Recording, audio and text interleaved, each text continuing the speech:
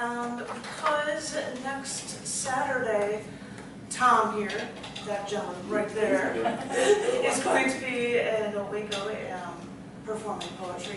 He asked me to guest host his monthly expression series at the Baha'i Center, which means next Saturday on October 1st, with the theme of, because Halloween is in the same month, of costumes. We've got a couple features that are coming up, and even a video from you from 2 weeks ago here. It's going to do a little spot guest appearance or something. We'll figure something out. We'll do something. Oh, and also, so if anybody wants to know about it, there is a Facebook listing for it, and love it if you want.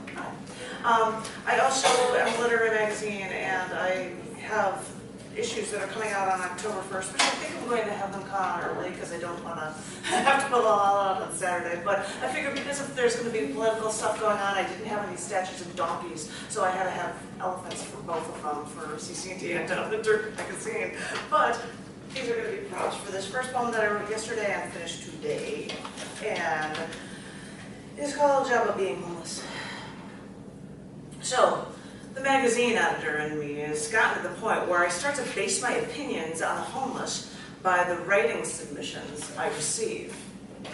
Now, the poets, they send me submissions of a homeless man at one corner who lost his leg during the war, and a homeless woman in another corner who has 2 children to feed. And then I get the short stories. A prose piece about life in the streets, about a man who has recently lost his job and he got the ropes from another homeless man in Austin. Don't take someone else's corner. And only put in 2 hours a day for asking for money on the streets, and you'll have enough money for drinking until the next day. Follow everyone's code here. Print on your cardboard sign that you want only $1 in the winter months. But after Memorial Day, get a new sign only asking for $0.25. And whatever you do, pull on the heartstrings of anyone who claims to be a Christian by making sure you get a sign that ends with the words, God bless. It might be hard for the first few days, but you gotta keep your pride on hold.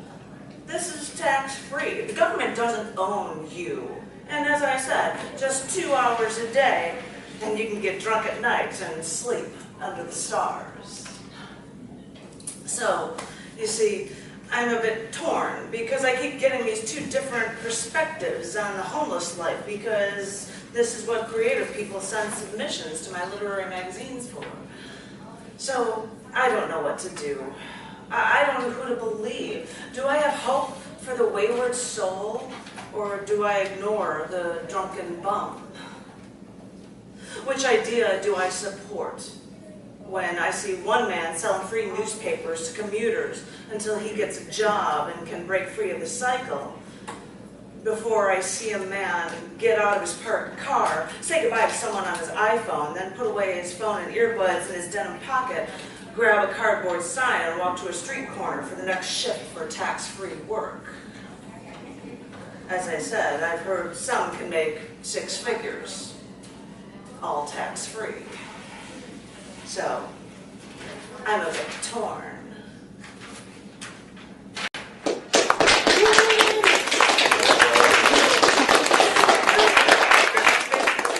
That seems a perfect spot to end it. No, I have more of it, but like it seems to be missing. This is a piece, sorry, but seriously, it get 2 sides and so, well, what do you?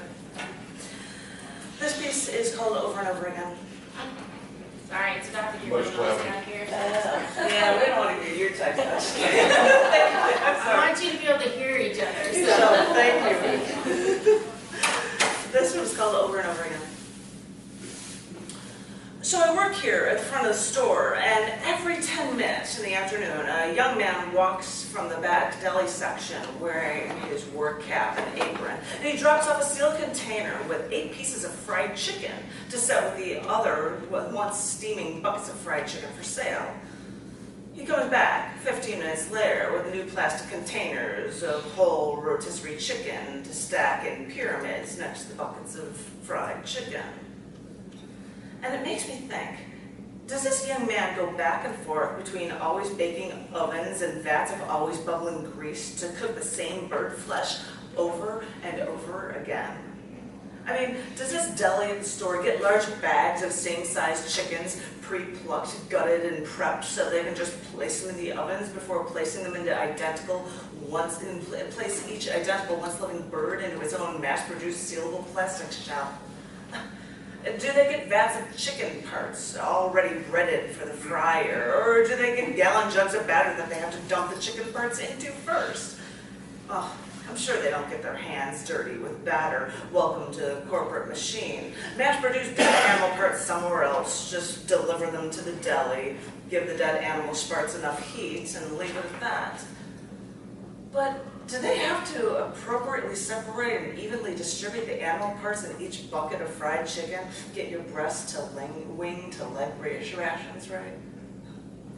Toward the end of the day, if some animals haven't sold, they just throw them away.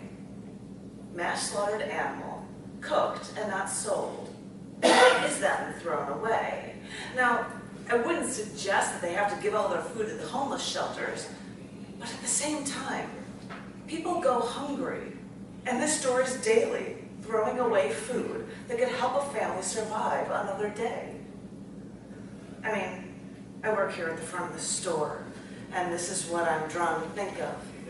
A man in a deli, spending hours a day opening and closing the same oven doors, moving breaded animal parts into and out of deep fat fryers over and over again until they throw out the remaining feed that could go to the homeless people in need.